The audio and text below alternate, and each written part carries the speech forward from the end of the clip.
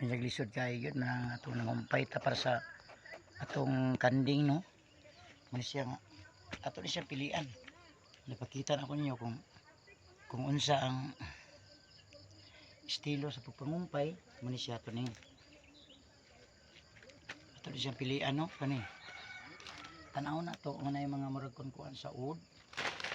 Itong pilian para nga ang komportable ang atong pagkaon sa kanding.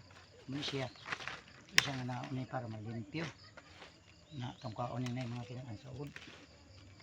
Ano para siyang limpyohan patong butang diri no. May buntag din natin na diha no. Salamat sa Ginoo nga ato ini paglimpyohan itong kumpay. Hindi kumpay diri.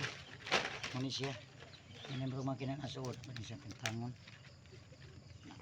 ano bisa diri no.